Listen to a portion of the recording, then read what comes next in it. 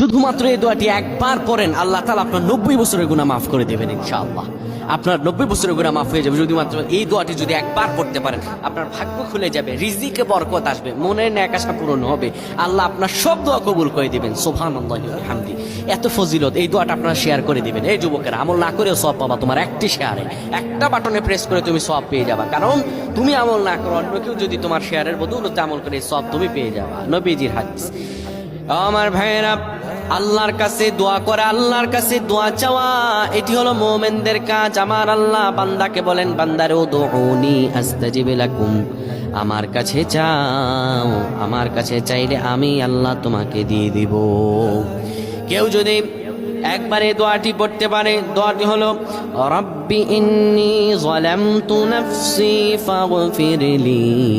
কেউ যদি এই দোয়াটা একবার পড়তে পারে, আমার আল্লাহ তাআলা তার 90